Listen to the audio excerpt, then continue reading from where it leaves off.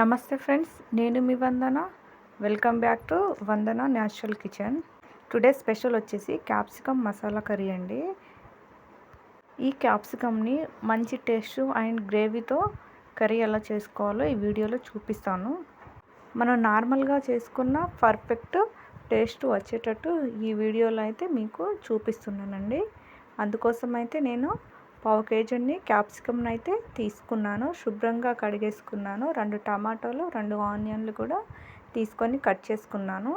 Mixie jar తీసుకొని అందులోకి cut చేసుకున్న టమాటా, పచ్చి కొబ్బరి, దాల్చిన చెక్క, లవంగాలు, యాలకులు, పావు కప్పని పెరుగు తీసుకొని గ్రైండ్ చేస్తున్నానండి. అంతా గ్రైండ్ చేసుకున్నాక చూడండి, మెత్తగా గ్రైండ్ చేసుకోవాలి. ఇప్పుడు స్టవ్ పైన ఒక ప్యాన్ పెట్టేసి అందులోకి 3 స్పూన్లు ఆయిల్ అయితే వేసుకున్నాను. ఇందులో పోపు దినుసుల కోసం అయితే ఆవాలు, జీలకర్ర, శనగపప్పు, మినపప్పు తీసుకొని పోపు కోసం అయితే వేసుకున్నాను.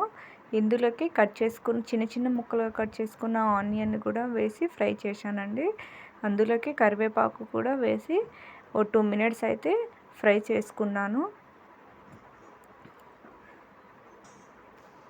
ఆనియన్ అయితే గోల్డెన్ కలర్ వచ్చేంత వరకు లో సిమ్లోనే ఫ్రై చేసుకోవాలండి. ఇప్పుడు అందులోకి మనం మిక్సీ పట్టుకున్న టమాటా అయితే వేసుకుంటున్నాను. ఈ మిక్సీ కూడా అంతా ఆయిల్ పైకి తేలేటట్టు ఫ్రై చేసుకోవాలండి. ఇందుకోసం అయితే నేను ఫ్రెష్ అల్లం వెల్లుల్లిని అయితే దంచుకున్నానండి. ఫ్రెష్ అల్లం వెల్లుల్లి పేస్ట్ అయితే టేస్ట్ అనేది బాగుంటుంది. ఆయిల్ సపరేట్ అయినాక అందులోకి పసుపు, 2 స్పూన్ల కారం వేసుకొని కలుపుకున్నానండి. అంతా కలుపుకున్న తర్వాత అందులోకి మనం దంచి వేసుకున్న అల్లం వెల్లుల్లి పేస్ట్ని అయితే వేసుకున్నాను. ఇందులోకి ధనియాల పౌడరు, గరం మసాలా యాడ్ చేసి మళ్ళీ మరొకసారి కలుపుకున్నానండి. ఇదంతా కలిసిన తర్వాత అందులోకి మనం కట్ చేసి పక్కన పెట్టుకున్న క్యాప్సికమ్ ముక్కలను అయితే వేసి కలుపుకుంటున్నానండి. దీన్ని అయితే ఒక 5 మినిట్స్ వరకు మూత పెట్టి ఉడకనివ్వాలి. చూడండి, అందులో క్యాప్సికమ్ కూడా ఈజీగానే ఉడికింది. మెత్తగా ఉడికిన తర్వాత అందులోకి టేస్ట్కి తగ్గ సాల్ట్ అయితే వేసుకొని మరొకసారి కలుపుకోవాలి.